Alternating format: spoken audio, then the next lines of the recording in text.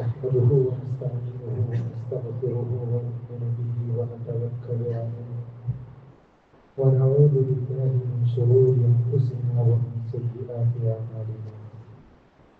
من يهده الله فلا مضل له ومن يضلله فلا هادي له، وأشهد أن لا إله إلا الله وحده لا شريك له، وأشهد أن سيدنا وسندنا محمدا عبده ورسوله. أما بعد، فقد قال الله سبحانه وتعالى في قرآنه الكريم: أعوذ بالله من الشيطان الرجيم: الذين يأكلون الربا لا يقومون إلا كما يقوم الذي يتخبطه الشيطان من المس، ذلك بأنهم قالوا إنما البيع مثل الربا وحل الله البيع وحرم الربا، فمن جاءه موعظة من ربه فانتهى فله ما سلف وأمره إلى الله ومن عاد فأولئك أصحاب النار هم فيها خالدون. صدق الله العظيم وصدق رسوله النبي الكريم وعلى آله وصحبه أجمعين. ബഹുമാനമുള്ള മുഅ്മിനീങ്ങളെ, അല്ലാഹു സുബ്ഹാനഹു വ തആല നമ്മുടെ ഒരുമിച്ച് കൂടുന്ന ഖബൂൽ ചെയ്യുമാറാകട്ടെ. നമ്മുടെ ഭാഗത്ത് നിന്ന് വന്നുപോയ ചെറുതും വലുതുമായ വീഴ്ചകൾ, തെറ്റുകൾ, കുറ്റങ്ങൾ അല്ലാഹു പുറത്തു മാപ്പാക്കി തന്ന് അവന്റെ ജന്നാത്തുൽ ഫിർദൗസിൽ നമ്മുടെ അല്ലാഹു സുബ്ഹാനഹു വ തആല നമ്മളെയും നമ്മുടെ മാതാപിതാക്കളെയും നമ്മുടെ കുടുംബാദികളെയും എല്ലാവരെയും ഒരുമിച്ച് കൂട്ടി അനുഗ്രഹിക്കുമാറാകട്ടെ. ബഹുമാനികളെ, കഴിഞ്ഞ 1-2 ആഴ്ചകളിലായിട്ട് നമ്മുടെ സാമ്പത്തിക വിശുദ്ധി, അതിൽ പ്രത്യേകിച്ച് നമ്മൾ ബിസിനസ്സിൽ ശ്രദ്ധിക്കേണ്ട കാര്യങ്ങൾ എന്തൊക്കെയാണ് എന്നാണ് നമ്മൾ സംസാരിച്ചു കൊണ്ടിരുന്നത്. അതുപോലെ തന്നെ നമ്മൾ ആഗ്രഹിക്കുന്നത് നമ്മുടെ കുറച്ച് ജുമായില് നമ്മുടെ സാമ്പത്തികമായ വിശുദ്ധി, നമ്മൾ ശ്രദ്ധിക്കേണ്ട കച്ചവടത്തിലും നമ്മുടെ ബിസിനസ്സിലൊക്കെ നമ്മൾ ശ്രദ്ധിക്കേണ്ട കുറച്ച് കാര്യങ്ങളെ കുറിച്ച് പരാമർശിക്കാനാണ് ആഗ്രഹിക്കുന്നത്. അപ്പൊ ഇതില് നമ്മൾ അടുത്തൊരു പ്രധാനപ്പെട്ട വിഷയമാണ് പലിശ അഥവാ റിബ എന്ന അറബിയിൽ പറയുന്ന ഒരു വിഷയം. നമുക്ക് എല്ലാവർക്കും അറിയാം, ഇന്ന് ഈ കാലഘട്ടത്തിൽ ഒരു മനുഷ്യന്റെ പക്കൽ ഹറാമായ സമ്പത്ത് ഒരു നിലയ്ക്ക് അല്ലെങ്കിൽ മറ്റൊരു നിലയിൽ എത്ര വേണ്ട എന്ന് പറഞ്ഞാൽ പോലും എങ്ങനെയെങ്കിലുമൊക്കെ സമ്പത്ത് കയ്യിൽ കടന്നുകൂടുന്ന ഒരു സാഹചര്യമാണ് നമ്മുടെ. നമുക്കറിയാം, ഇന്ന് ഒരു ബാങ്ക് അക്കൗണ്ട് ഇല്ലാതെ, ഒരു അക്കൗണ്ട് ഇല്ലാതെ ഒരാൾക്ക് ക്രയവിക്രയങ്ങൾ ചെയ്യുക എന്നത് വളരെ ബുദ്ധിമുട്ടുള്ള ഒരു സാഹചര്യമാണ്. ഇനി കുറച്ചുകൂടെ കാലഘട്ടം മുമ്പോട്ട് പോകുന്തോറും സങ്കീർണതകൾ കൂടിക്കൊണ്ടിരിക്കുകയാണ്. അപ്പോൾ ഒരു മുസ്ലിം എങ്ങനെയാണ് ഈ ഒരു കാലഘട്ടത്തിൽ ജീവിക്കേണ്ടത്, എങ്ങനെയാണ് അവന്റെ സാമ്പത്തിക വിശുദ്ധി അവൻ നേടിയെടുക്കേണ്ടത് എന്നുള്ള കാര്യം വളരെ പ്രസക്തമായ ഒരു വിഷയമാണ്. നബികൾ സല്ലല്ലാഹു അലൈഹി വസല്ലം തങ്ങളുടെ ഹദീസ്, തങ്ങൾ സല്ലല്ലാഹു അലൈഹി വസല്ലം തങ്ങൾ അരുളിയതായിട്ട് ഇമാം അബൂ ദാവൂദ്, ഇമാം തിർമിദി റഹ്മഹുല്ലാഹ് റിപ്പോർട്ട് ചെയ്ത ഒരു ഹദീസ് കാണാൻ കഴിയും. ليأتين على الناس زمان لا يبقى فيه أحد إلا أكل الربا فإن لم يأكله أصابه من غباره أو قال أصابه من بخاره أو كما قال صلى الله عليه وسلم. ഒരു കാലഘട്ടം വരും, ആ കാലഘട്ടത്തിൽ പലിശ മുതൽ തിന്നാത്ത ഒരാൾ പോലും ബാക്കിയാകില്ല. എല്ലാവർക്കും ഒരു രീതിയിൽ അല്ലെങ്കിൽ മറ്റൊരു രീതിയിൽ പലിശയുമായി ബന്ധപ്പെടേണ്ടി വരും. അതിൽ പലിശ മുതൽ തിന്നാതെ ഒരാൾ പോലും ബാക്കിയാകില്ല. ഇനി അങ്ങനെ ആരെങ്കിലും ബാക്കിയായാൽ, അങ്ങനെ ഒരാൾ പലിശ മുതൽ കഴിക്കാതെ സൂക്ഷിക്കുകയാണെങ്കിൽ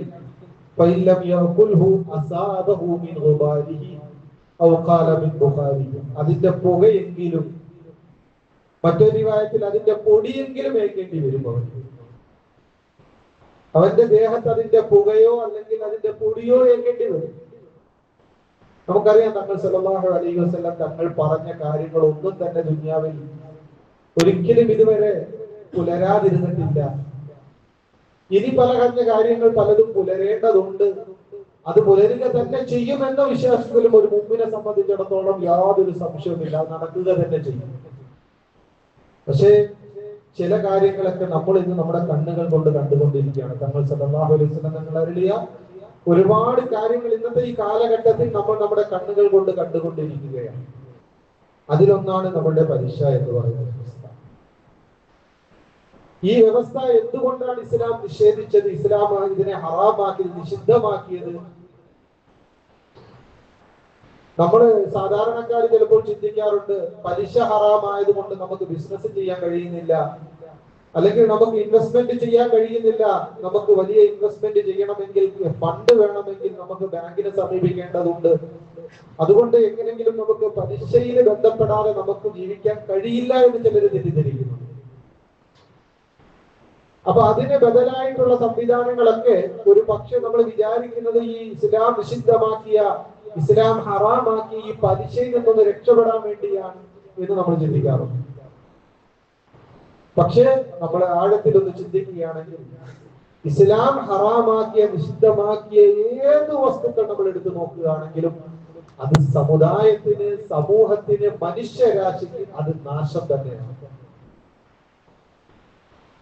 അതുകൊണ്ടാണ് ഇസ്ലാം അതിനെ നിഷിദ്ധമാക്കിയത്. അതിനകത്ത് യാതൊരു പ്രയോജനവുമില്ല.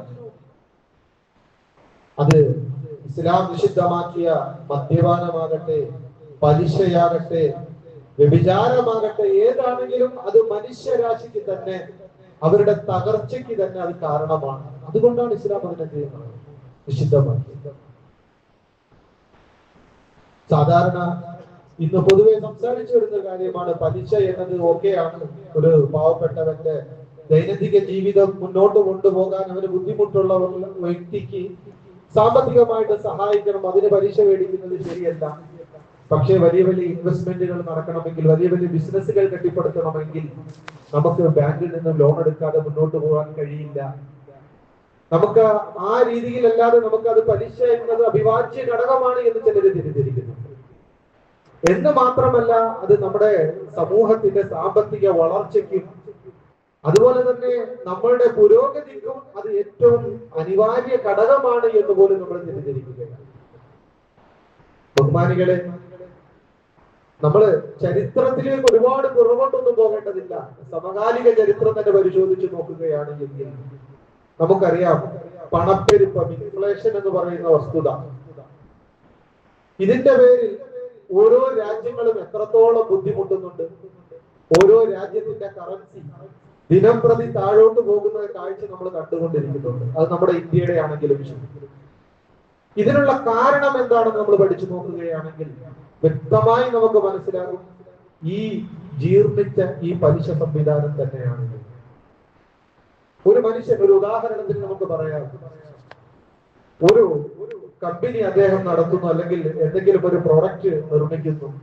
ഈ പ്രൊഡക്റ്റ് നിർമ്മിക്കാൻ വേണ്ടി ഇദ്ദേഹത്തിന് വലിയ ഫണ്ട് ആവശ്യമുള്ളത് കൊണ്ട് ഇദ്ദേഹം ബാങ്കുമായി സമീപിച്ച് ഫണ്ട് ബാങ്കിൽ നിന്ന് പലിശയ്ക്ക് അവൻ എടുക്കുകയാണ്. ബഹുമാനികളെ, അവൻ ഏതൊരു പ്രൊഡക്റ്റ് ആണോ ഉണ്ടാക്കുന്നത് ആ പ്രൊഡക്റ്റിന്റെ കോസ്റ്റ് കണക്ക് കൂട്ടിയതിനു ശേഷമാണ് അവൻ അതിന്റെ പ്രോഫിറ്റ് കണക്കാക്കുന്നത്. അപ്പൊ അതിന്റെ കോസ്റ്റ്, ആ പ്രൊഡക്റ്റിന്റെ കോസ്റ്റ് അയാൾ കണക്കാക്കുമ്പോൾ അയാൾക്ക് എന്തെല്ലാം റോ മെറ്റീരിയൽ ആണോ ആ പ്രൊഡക്റ്റിന് അദ്ദേഹത്തിന് ആവശ്യമായി വന്നത് അതിന്റെ എല്ലാം ചെലവ് കൂട്ടുന്നതിന്റെ കൂടെ തന്നെ ബാങ്കിൽ അദ്ദേഹത്തിന് അടയ്ക്കേണ്ടതായ പലിശയുടെ എമൗണ്ടും കൂടെ ഈ കോസ്റ്റിലാണ് അദ്ദേഹം കൂട്ടുന്നത്. അപ്പൊ ഈ കോസ്റ്റിൽ കൂട്ടുന്നതിന്റെ പേരിൽ അതിനുശേഷം അദ്ദേഹത്തിന്റെ പ്രോഫിറ്റ് ഇടുമ്പോൾ ബിസിനസ്സുകാരനെ സംബന്ധിച്ചിടത്തോളം അദ്ദേഹത്തിന് നഷ്ടമൊന്നുമില്ല പലിശ കൊടുക്കുന്നത്. കാരണം ഈ പ്രൊഡക്റ്റ് വിറ്റ് പോകുമ്പോൾ അദ്ദേഹത്തിന്റെ പലിശ കിട്ടി പോവുകയാണ്. പക്ഷേ 1 ലക്ഷം രൂപയ്ക്ക് ഒരു സാധനം വാങ്ങുന്ന ഒരാള്, അത് കഴിഞ്ഞ് അദ്ദേഹം ഈ 1 ലക്ഷം രൂപ ബാങ്കിൽ സൂക്ഷിച്ചു എന്ന് നമ്മൾ സങ്കല്പിക്കുക. ഒരു വർഷം പൂർത്തിയാകുമ്പോൾ അദ്ദേഹത്തിന് ചിലപ്പോൾ അത് 1,80,000 രൂപ അല്ലെങ്കിൽ 1,09,000 രൂപ അദ്ദേഹത്തിന് കിട്ടും.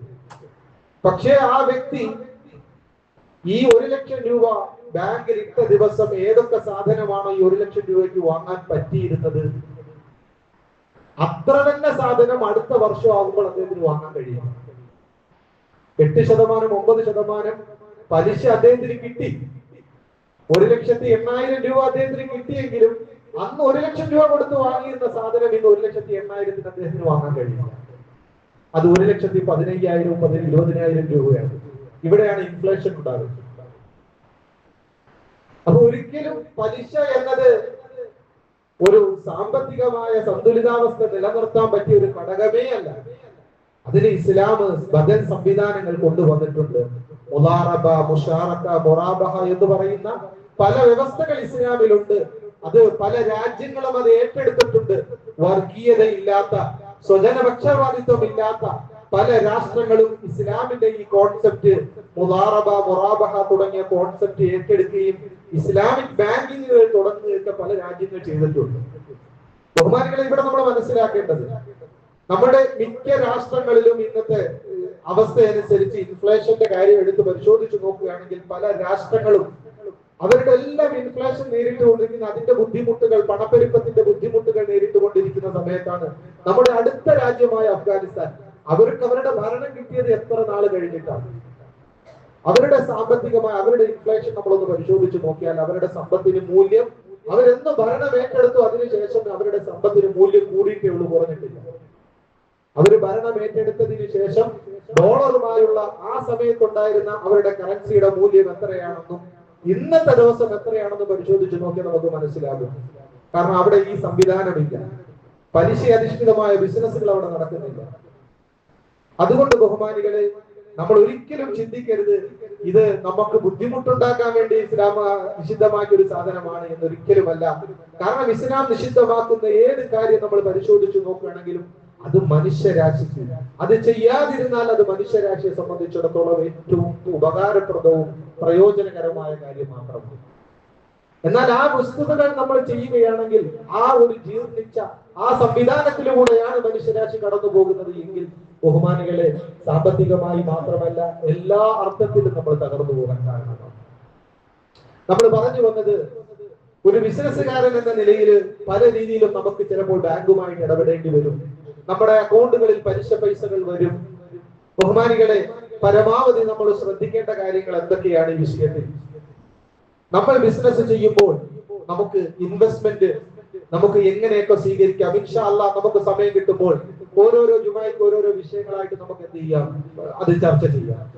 എന്തായാലും ഈ ഒരു വിഷയം നമ്മൾ ശ്രദ്ധിക്കേണ്ട ഒരു കാര്യമാണ്. ഈ പലിശ എന്ന് പറയുന്ന കാര്യം, പലിശയിൽ അധിഷ്ഠിതമായി നമ്മുടെ ബിസിനസ്സുകളെ കെട്ടിപ്പടുക്കുന്നത് തീർത്തും നിഷിദ്ധമായ ഒരു കാര്യമാണ്, തീർത്തും ഹറാമായ ഒരു കാര്യമാണ്. പരിശുദ്ധ ഖുർആനിൽ 12 സ്ഥലങ്ങളിൽ അല്ലാഹു സുബ്ഹാനഹു വ തആല ഈ പലിശ നിഷിദ്ധമാണ് എന്നുള്ള കാര്യം പരാമർശിക്കുക മാത്രമല്ല, അത് നിങ്ങൾക്ക് മാത്രമല്ല, മുസ്ലിം ഉമ്മത്തിന് മാത്രമല്ല, മുമ്പുള്ള സമുദായത്തിനും അല്ലാഹു ഇത് നിഷിദ്ധമാക്കി എന്ന് പ്രഖ്യാപിക്കുകയുണ്ടായി. അതുകൊണ്ട് തന്നെ പരിശുദ്ധ ഖുർആനിൽ വഅഖദിഹിമുർ റിബ വഖദ് നുഹു അൻഹു, ജൂതന്മാരെ കുറിച്ച് പറയുകയാണ് പരിശുദ്ധ ഖുർആൻ. പലിശ അവർ വാങ്ങാൻ തയ്യാറായി. ഏതവസ്ഥയിൽ പലിശ വാങ്ങുന്നതിനെ ശക്തമായി അവർക്ക് തടയപ്പെട്ടിരുന്നു എന്ന് ജൂതന്മാരെ സംബന്ധിച്ച് പരിശുദ്ധ ഖുർആനിൽ പറയുക. ഇന്നും പഴയ നിയമം പരിശോധിച്ച് നോക്കിയാൽ കാണാൻ കഴിയും പലിശ നിഷിദ്ധമാണ് എന്ന്. പലിശ അവർക്ക് നിഷിദ്ധമാണ്. അപ്പോൾ ഇത് മുസ്ലിമീങ്ങൾക്ക് മാത്രമല്ല, മറിച്ച് ദൈവിക ഗ്രന്ഥം ഉണ്ട് എന്ന് അവകാശപ്പെടുന്നവരും അതിനകത്ത് ഞങ്ങൾ തിരുത്തലുകൾ വരുത്തിയിട്ടില്ല എന്ന് വാദം ഉന്നയിക്കുന്നവരുടെ പോലും ഗ്രന്ഥങ്ങളിൽ നമുക്ക് കാണാൻ കഴിയും പലിശ നിഷിദ്ധമാണ്. കാരണം അത് അത്രയും മോശമായ ഒരു കാര്യമാണ്. അതുകൊണ്ട് ബഹുമാനികളെ, നമ്മൾ എല്ലാവരും സൂക്ഷിക്കേണ്ട ഒരു കാര്യമാണ്. നമ്മുടെ ബിസിനസ് ആണെങ്കിലും നമ്മുടെ കച്ചവടമാണ്, എന്ത് കാര്യങ്ങൾ നമ്മൾ ചെയ്യുകയാണ് എങ്കിലും നമ്മളുടെ ഒരിക്കലും പലിശയിലേക്ക് എന്ത് ചെയ്ത് കടക്കാൻ പാടില്ല. പലിശ എന്ന് പറയുമ്പോൾ നമ്മൾ ശ്രദ്ധിക്കേണ്ട 1-2 കാര്യങ്ങളുണ്ട്. നമ്മുടെ കയ്യിലുള്ള കാശ് നമ്മൾ എന്ത് ചെയ്യുന്നു? അവധിക്ക് മറ്റുള്ളവർക്ക് വേണ്ടി എന്ത് ചെയ്യുന്നു? വസ്തുക്കൾ നമ്മുടെ കാശ് കൊടുത്തിട്ട് നിശ്ചിത അവധി കഴിയുമ്പോൾ എക്സ്ട്രാ നമ്മൾ കാശ് വാങ്ങി എന്ത് ചെയ്യുന്നു? പലിശയായിട്ട് നമ്മൾ നമ്മുടെ കയ്യിൽ വെക്കും. ഇത് ബിബൽ ഖുർആൻ എന്ന് പറയും. അതായത് പരിശുദ്ധ ഖുർആൻ നിഷിദ്ധമാക്കിയ പലിശ. വേറൊരു പലിശയുണ്ട്, അതിനെ കുറിച്ച് നമ്മൾ പിന്നെ ചർച്ച ചെയ്യാം ഇൻഷാ അല്ലാഹ്. അപ്പൊ ഇങ്ങനെയുള്ള പലിശ, ഞാൻ ആദ്യം സൂചിപ്പിച്ചു, എന്റെ കയ്യിൽ എന്റെ നിയന്ത്രണത്തിലുള്ള കാശായിരിക്കണം ഞാൻ കൊടുക്കേണ്ടത്. ഇങ്ങനെ വരുമ്പോൾ സമൂഹം ചില കാര്യങ്ങൾ പലിശയാണ് എന്ന് പറയുന്ന ചില കാര്യങ്ങളുണ്ട്. ചിലപ്പോൾ ഇസ്ലാമിന്റെ കാഴ്ചപ്പാടിൽ അത് പലിശയായിരിക്കണമെന്നില്ല. സമൂഹം ചിലത് പലിശയല്ല എന്ന് വിചാരിക്കുന്ന ചില കാര്യങ്ങളുണ്ട്. ചിലപ്പോൾ ഇസ്ലാമിന്റെ കാഴ്ചപ്പാടിൽ അത് പലിശയായിരിക്കും.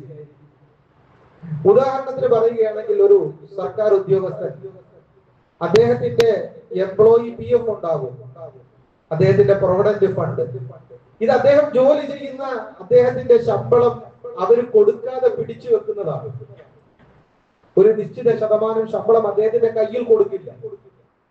ഇത് കൊടുക്കാതെ എന്ത് ചെയ്യും? പിടിച്ചു വെക്കും. അത് കഴിഞ്ഞ് അദ്ദേഹം റിട്ടയർഡ് ആകുന്ന സമയത്ത് അദ്ദേഹത്തിന് എന്ത് ചെയ്യും? ആ ഫണ്ട് എന്ത് ചെയ്യും? തിരിച്ചു കൊടുക്കും. ഈ ഫണ്ടിന്റെ കൂടെ അവർ ഇൻട്രസ്റ്റ് എന്ന് പറഞ്ഞൊരു എമൗണ്ട് എന്ത് ചെയ്തിട്ടുണ്ടാവും? ആഡ് ചെയ്തിട്ടുണ്ടാവും. പക്ഷേ ഇസ്ലാമിന്റെ കാഴ്ചപ്പാടിൽ അത് ഇൻട്രസ്റ്റ് അല്ല. അത് വാങ്ങുന്നതിന് തടസ്സമില്ല, അത് പലിശയല്ല. കാരണം ഇദ്ദേഹം ചെയ്ത ജോലിയുടെ പൈസ കൊടുക്കാതിരുന്നതാണ്. ഇദ്ദേഹം ചെയ്ത ജോലിയുടെ പൈസ കൊടുക്കാതെ തടഞ്ഞു വെച്ചിട്ട് പിടിച്ചു വെച്ചതാണ്.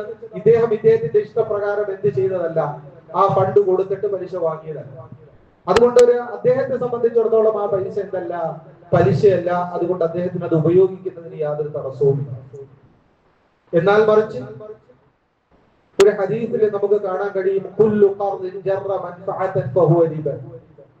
നമ്മൾ ഒരാൾക്കൊരു കടം കൊടുക്കുകയും ആ കടം കൊടുത്തതിന്റെ പേരിൽ എന്തെങ്കിലും ഒരു നിബന്ധന നമ്മൾ വെച്ചാൽ, ആ കടത്തിന്റെ പുറത്ത് ഒരു നിബന്ധന വെക്കുകയാണ്, എന്തെങ്കിലും പ്രയോജനം എനിക്ക് കിട്ടണം ഈ കടത്തിന്റെ പേരിൽ, ആ കടത്തിന്റെ പേരിൽ ഒരു നിബന്ധന നമ്മൾ വെച്ചുകൊണ്ടാണ് ആ കടം അദ്ദേഹത്തിന് കൊടുത്തത് എങ്കിൽ, ഈ നിബന്ധന എന്തെങ്കിലും ഉപകാരപ്രദമാണെങ്കിൽ അത് പൈസയായിട്ട് തന്നെ നമ്മൾ വാങ്ങണമെന്നില്ല. വേറെ ഏതെങ്കിലും രീതിയിൽ നമ്മൾ എന്ത് ചെയ്താൽ മതി? അത് കരസ്ഥമാക്കിയാൽ മതി. അത് പലിശയായി തീരും. ഉദാഹരണത്തിന്, ഒരാൾക്ക് 10 ലക്ഷം രൂപ കൊടുക്കുന്നു. 10 ലക്ഷം രൂപ കൊടുത്തു. അദ്ദേഹത്തിന് 5 വർഷം കഴിഞ്ഞ് ആ 10 ലക്ഷം രൂപ തിരിച്ചു തന്നാൽ മതി. പക്ഷെ ഈ 5 വർഷം ഇദ്ദേഹത്തിന്റെ വീട്ടിൽ ഞാൻ താമസിക്കും, വാടകയില്ലാതെ താമസിക്കും. എന്റെ 10 ലക്ഷം കടം കൊടുത്തതിന്റെ പേരിലാണ് ഞാൻ ഇവിടെ താമസിക്കുന്നത്. ബഹുമാനികളെ, ഇത് പലിശയാണ്. ഇങ്ങനെയുള്ള ഇടപാടുകളിൽ നിന്ന് നമ്മൾ ഒഴിഞ്ഞു നിൽക്കണം. ഈ ഇടപാടുകൾ ഒരിക്കലും നമ്മൾ നടത്താൻ പാടില്ല. കാരണം നമ്മൾ അതിനകത്ത് നിബന്ധനകൾ വെച്ചിട്ടുണ്ട്. അതേസമയം നിബന്ധന വെക്കുന്നില്ല. ഒരു നിബന്ധനയും വെക്കാതെ ഒരാൾ 1 ലക്ഷം രൂപ കടം കൊടുത്തു. ഒരു വർഷം അദ്ദേഹം ബിസിനസ് ചെയ്തു. നിബന്ധനയൊന്നും വെച്ചിട്ടില്ല. തിരിച്ചു കൊടുക്കുന്ന ആള്, ഞാൻ ബിസിനസ് ചെയ്ത് എനിക്ക് നല്ലതുപോലെ ലാഭം ഉണ്ടായിട്ടുണ്ട്, എനിക്ക് ഈ 1 ലക്ഷം രൂപയിൽ ബിസിനസ് ചെയ്തപ്പോൾ 1.5 ലക്ഷം രൂപയായി, എനിക്ക് കടം തന്ന വ്യക്തിയാണ് അദ്ദേഹം. അദ്ദേഹം പ്രത്യേകിച്ച് നിബന്ധന ഒന്നും വെച്ചില്ല. ഞാൻ 1 ലക്ഷം രൂപ കൊടുത്താലും സന്തോഷത്തോടെ അദ്ദേഹം സ്വീകരിക്കും.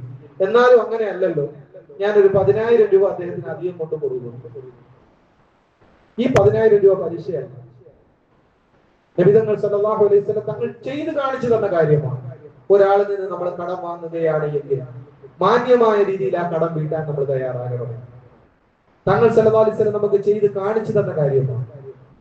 ഏറ്റവും നല്ല രീതിയിൽ നബി തങ്ങൾ സല്ലല്ലാഹു അലൈഹി വസല്ലം തങ്ങൾ കടം വീട്ടുകയും ചെയ്തു. അതിനുശേഷം പറഞ്ഞു, നിങ്ങളിൽ ഏറ്റവും ഉത്തമർ ഏറ്റവും നല്ല രീതിയിൽ കടം വീട്ടുന്നവരാണ്. അപ്പൊ ഇതിനെ നമ്മൾ പലിശയായിട്ട് തെറ്റിദ്ധരിക്കരുത്. കാരണം അദ്ദേഹം അങ്ങനെ ഒരു നിബന്ധന വെച്ചിട്ടില്ല. അദ്ദേഹം ഇദ്ദേഹത്തെ സഹായിക്കാൻ വേണ്ടി കൊടുത്തതാണ് ഒരു എമൗണ്ട്. പക്ഷെ അദ്ദേഹം ആ ബിസിനസ്സിൽ നല്ല ലാഭമുണ്ടാക്കിയത് കൊണ്ട് അദ്ദേഹത്തിന് തോന്നി, ഇദ്ദേഹത്തിന് എന്തെങ്കിലും എന്റെ പ്രോഫിറ്റിന്റെ ഒരു ഭാഗം എനിക്ക് കൊടുക്കാൻ ഞാൻ ആഗ്രഹിക്കുകയാണ്. അങ്ങനെ കൊടുക്കുന്നതിന് യാതൊരു തടസ്സവുമില്ല. അത് നല്ലതാണ്. അതിന് ഇസ്ലാമിന്റെ വീക്ഷണത്തിൽ അതിന് ഖർദുൽ ഹസൻ എന്നാണ് പറയുന്നത്. അത് നല്ലൊരു കാര്യമാണ്. അങ്ങനെ ചെയ്യുക എന്നത് ഒരിക്കലും പലിശയുടെ ഗണത്തിൽ പെടുകയില്ല. ഇതുപോലെ ഒരുപാട് വിഷയങ്ങൾ, നമ്മുടെ ബിസിനസ്സുമായി ബന്ധപ്പെട്ട വിഷയങ്ങളിൽ നമ്മൾ ചില സാധനങ്ങൾ വിൽക്കുകയും വാങ്ങുകയും ചെയ്യുമ്പോൾ നമ്മൾ സാധാരണ രീതിയിൽ ഒരു സാധനം അവധിക്ക് വെച്ച് വിൽക്കാറുണ്ട്.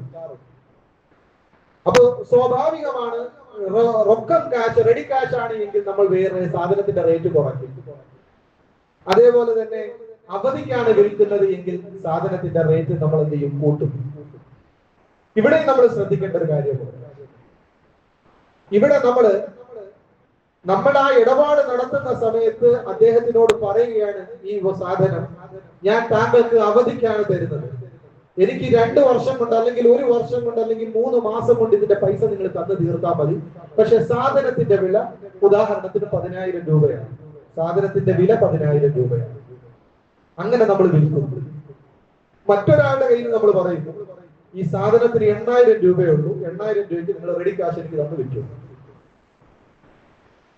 അപ്പൊ ഒരേ സാധനം അവധിക്ക് വെച്ചുകൊണ്ട് നമ്മൾ വിറ്റപ്പോൾ അത് 10,000 രൂപയ്ക്ക് നമ്മൾ വിറ്റു, റെഡി ആയിട്ട് നമ്മൾ വിറ്റപ്പോൾ 8,000 രൂപയ്ക്ക് വിറ്റു. ഇതും പലിശയാകില്ല. ശ്രദ്ധിക്കണം. കാരണം ഇവിടെ ഞാൻ അവധിക്ക് വെച്ച് വിറ്റെങ്കിലും എന്റെ റേറ്റ് ഞാൻ കൂട്ടിയത് അവധിക്കല്ല, സാധനത്തിന്റെ റേറ്റാണ് ഞാൻ ഇവിടെ കൂട്ടിയത്. ഇവിടെ സാധനത്തിന്റെ റേറ്റാണ് ഞാൻ കൂട്ടുന്നത്. അവധിയാണ് എങ്കിലും ഈ അവധിക്ക് ഞാൻ ഈ വിൽക്കുന്ന സാധനമാണ്.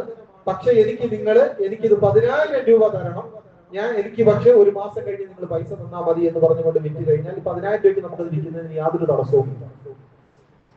അതേസമയം റെഡി കാശാണ് നമുക്ക് ഇപ്പൊ തന്നെ പൈസ തരുന്നുവെങ്കിൽ അതിന് 8,000 രൂപയ്ക്ക് വിൽക്കുന്നതിന് യാതൊരു കുഴപ്പമില്ല.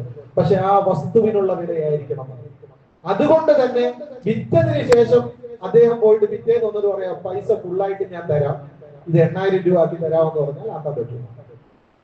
കാരണം ഇതിപ്പോ ഡേറ്റിന്റെ പേരിലാണ് ആ പൈസ കുറയ്ക്കുന്നത്. അങ്ങനെ കുറയ്ക്കാൻ പറ്റും.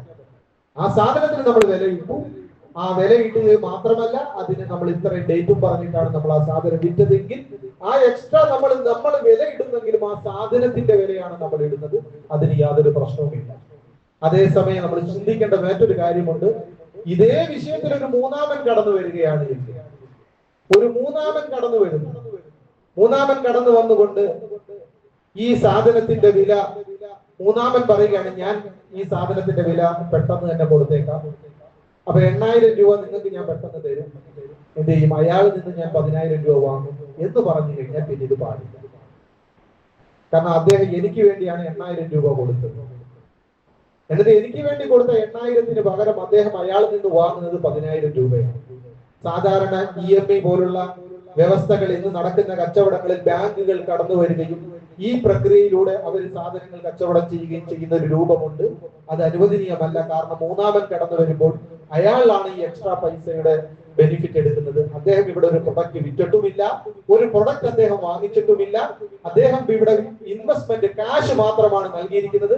എനിക്ക് കാശ് നൽകി അതിനുശേഷം മറ്റൊരാളിൽ നിന്ന് എന്റെ പർച്ചേസിൽ നിന്ന് അദ്ദേഹം ഇത് എക്സ്ട്രാ കാശ് തിരിച്ചു വാങ്ങി.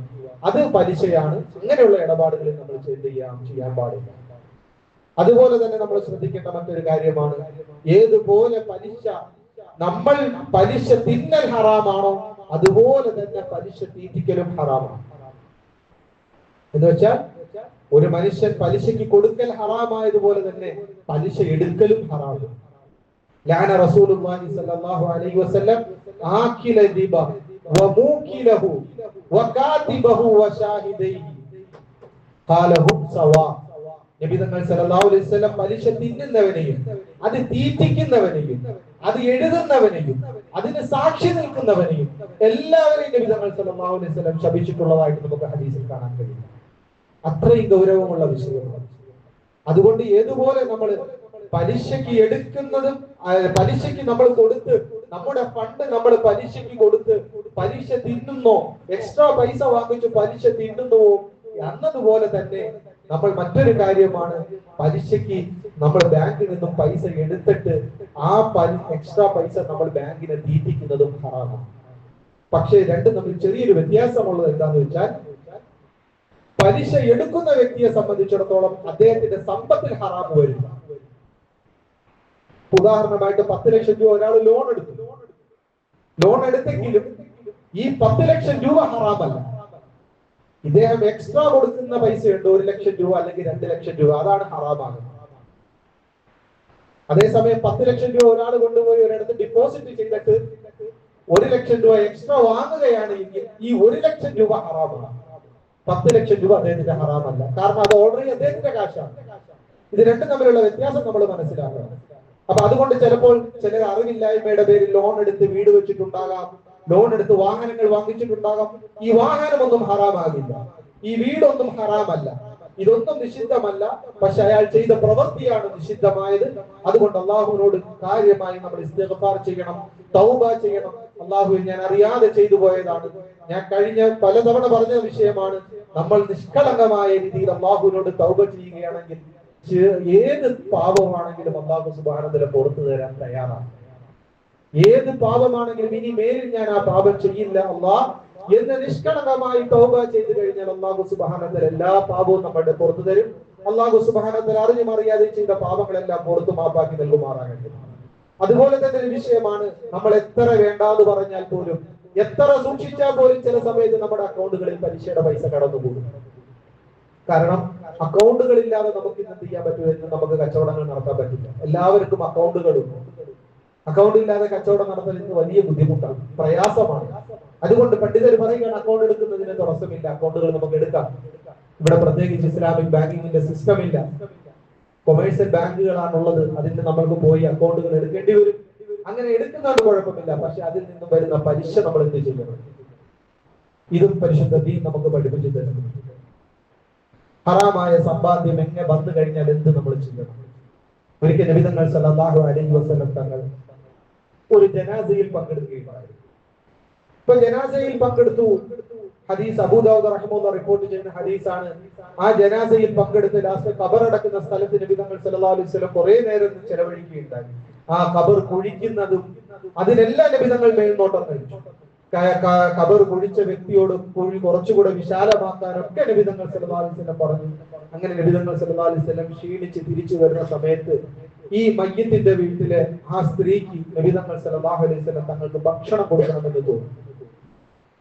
നബി തങ്ങൾ സല്ലല്ലാഹു അലൈഹി വസല്ലം തങ്ങളെയും കൂടെ ഉള്ളവരെയും കൂടെ വിളിച്ചു. നബി തങ്ങൾ സല്ലല്ലാഹു അലൈഹി വസല്ലം തങ്ങൾക്ക് ഭക്ഷണം കൊടുത്തു. അപ്പൊ ഭക്ഷണം കൊടുത്തപ്പോൾ നബി തങ്ങൾ സല്ലല്ലാഹു അലൈഹി വസല്ലം ഭക്ഷണം കഴിക്കുമ്പോഴത്തേക്ക് ആ ഉരുള നബി തങ്ങളുടെ വായിൽ നിന്ന് ഉള്ളിലേക്ക് പോകുന്നില്ല. നബി തങ്ങൾക്ക് അത് ഇറക്കാൻ കഴിയുന്നില്ല. അപ്പൊ നബി തങ്ങൾ സല്ലല്ലാഹു അലൈഹി വസല്ലം തങ്ങൾ അരുളി, അജിദു ലഹ്മ ശാത്തിൻ ഉഖിദത് ബിഗൈരി ഇദ്നി അഹ്ലിഹാ, അനുവാദമില്ലാതെ എടുക്കപ്പെട്ട ഒരാടിന്റെ മാംസമാണ് ഇതെന്ന് എനിക്ക് തോന്നുന്നു. അപ്പൊ ആ സ്ത്രീയോട് സംഭവം ചോദിച്ചു. സ്ത്രീ പറഞ്ഞു, നബി തങ്ങളെ പെട്ടെന്നായതുകൊണ്ട് മാർക്കറ്റിൽ പോയപ്പോൾ ആട് കിട്ടാത്തതും കൊണ്ട് അയൽവാസിയുടെ ആട്, അപ്പൊ അദ്ദേഹം ഇല്ലായിരുന്നു, അയൽവാസി വീട്ടിലില്ലായിരുന്നു. അപ്പൊ അദ്ദേഹത്തിന്റെ ഭാര്യ എടുത്ത് പറഞ്ഞിട്ടാണ് ആടിനെ വാങ്ങിച്ചുകൊണ്ട് വന്നത്. അപ്പൊ യഥാർത്ഥ ഉടമസ്ഥന്റെ അനുവാദമില്ലാതെയാണ് ആടിനെ ചെയ്തത്, അറുത്ത് മാംസമാക്കി. അപ്പൊ തങ്ങൾ സല്ലല്ലാഹു അലൈഹി വസല്ലം തങ്ങൾ അരുളി, അത്ഇമീഹിൽ ഉസാറ, അതിന്റെ മാംസം അത് പാവപ്പെട്ടവർ, അതായത് ജയിലിലുള്ളവർ, ഇസ്ലാമിന്റെ തടവിൽ പിടിക്കപ്പെട്ട ആൾക്കാരുണ്ട്, തടവിലുള്ളവർക്ക് നിങ്ങൾ എന്ത് ചെയ്യുക? അത് ഭക്ഷിപ്പിച്ചു കൊള്ളുക, അതിനെ നശിപ്പിച്ചു കളയാൻ നബി തങ്ങൾ പറഞ്ഞു. ഈ ഹദീസ് വെച്ചുകൊണ്ട് പണ്ഡിതർ നമുക്ക് പറഞ്ഞു തരുന്നു, ഇങ്ങനെയുള്ള പൈസ നമ്മുടെ അക്കൗണ്ടിലേക്ക് വരികയാണെങ്കിൽ ഈ പൈസ നമ്മൾ കണക്ക് കൂട്ടി മാറ്റി വെച്ച് തീരെ നിവൃത്തിയില്ലാത്ത, ദാരിദ്ര്യം കൊണ്ട് കഷ്ടപ്പെടുന്ന തീരെ നിവൃത്തിയില്ലാത്തവർക്ക് കൊടുത്തൊഴിവാക്കുക. ഇത് ഞാൻ സദഖ ചെയ്യുന്നു എന്ന ചിന്ത ഒരിക്കലും നമുക്ക് ഉണ്ടാകാൻ പാടില്ല. ഞാൻ വലിയ പുണ്യം ചെയ്യുന്നു എന്ന ചിന്ത നമുക്ക് ഉണ്ടാകാൻ പാടില്ല. കാരണം നമ്മൾ കഴിഞ്ഞ ഹദീസിൽ പഠിച്ചതാണ്, ഇന്നല്ലാഹ ത്വയ്യിബുൻ ലാ യഖ്ബലു ഇല്ലാ ത്വയ്യിബൻ, അല്ലാഹു പരിശുദ്ധനാണ്, പരിശുദ്ധമായത് മാത്രമേ അല്ലാഹു സ്വീകരിക്കുകയുള്ളൂ. അപ്പൊ ഇത് പരിശുദ്ധമായതല്ല, ഇത് അഴുക്കാണ്, ഇത് നജസാണ്. അതുകൊണ്ട് നമ്മൾ ഈ ചിന്തയിൽ തന്നെ എടുത്ത് കളയണം. തീരെ നിവൃത്തി ഇല്ലാത്തവർക്ക് ഇത് കൊടുത്ത് ഒഴിവാക്കുക. ഇത് ഞാൻ എന്റെ സമ്പത്തിൽ നിന്ന് എടുത്ത് ഒഴിവാക്കുകയാണ് എന്ന ചിന്തയിൽ തന്നെയാണ് നമ്മളത് ചെയ്യുന്നത്. അതല്ലെങ്കിൽ നമുക്ക് ഏതെങ്കിലും പൊതുവായ ആവശ്യങ്ങൾ വരികയാണെങ്കിൽ, എല്ലാവരെയും ബാധിക്കുന്ന പൊതു ആവശ്യങ്ങൾ, റോഡ് നന്നാക്കുന്ന വിഷയമാണെങ്കിലും, സ്ട്രീറ്റ് ലൈറ്റ് നന്നാക്കുന്ന വിഷയമാണെങ്കിലും, അതല്ലെങ്കിൽ പൊതുവായി ജനങ്ങൾക്ക് എന്തെങ്കിലും ആവശ്യങ്ങൾ ഉണ്ടെങ്കിൽ അതിനുവേണ്ടി നമുക്ക് ഈ ഫണ്ട് ഉപയോഗിക്കാം. ഒരിക്കലും നമ്മൾ ഈ ഫണ്ട് ഉപയോഗിക്കാൻ പാടില്ല. അതുപോലെ തന്നെ ബാങ്ക് നമ്മളിൽ നിന്ന് ഓരോ വാർഷികമായിട്ട് നമ്മളിൽ നിന്ന് സർവീസ് ചാർജ് ഈടാക്കാറുണ്ട്. ആ സർവീസ് ചാർജ് ഈ പലിശ പൈസ കൊണ്ട് നമ്മൾ അടയ്ക്കാൻ പാടില്ല. അത് കാരണം ബാങ്ക് തരുന്ന സർവീസിന് അവർ ചാർജ് വാങ്ങുന്നതാണ്, അവര് നമുക്ക് സർവീസ് തരുന്നുണ്ട്. അത് നമ്മുടെ അക്കൗണ്ടിൽ നിന്ന് തന്നെ നമ്മുടെ ഹലാലായ പൈസയായിരിക്കണം ആ ചാർജിന് പോവേണ്ടത്. ഈ പൈസ മുഴുവനായിട്ട് നമ്മൾ എടുത്ത് അത് ഒഴിവാക്കുകയാണ് വേണ്ടത്. അല്ലാഹു സുബ്ഹാനഹു വ തആല കാര്യങ്ങൾ മനസ്സിലാക്കാൻ എനിക്ക് നിങ്ങൾക്ക് തൗഫീഖ് നൽകുമാറാകട്ടെ. നമ്മുടെ സമ്പത്തിൽ ഈ പലിശ കടന്നുകൂടുന്ന പലിശയെ കൃത്യമായി പാലിമീങ്ങൾ പറഞ്ഞു തന്ന രീതിയിൽ അത് വിനിയോഗിച്ച് അതിനെ ഉപയോഗിച്ച് നശിപ്പിക്കാനും അല്ലാഹു സുബ്ഹാനഹു വ തആല എനിക്ക് നിങ്ങൾക്ക് തൗഫീഖ് നൽകുമാറാകട്ടെ. വആഖിറു ദുആഇ അൽഹംദുലില്ലാഹി റബ്ബിൽ ആലമീൻ. അസ്സലാമു അലൈക്കും വറഹ്മത്തുള്ളാഹി വബറകാതുഹു.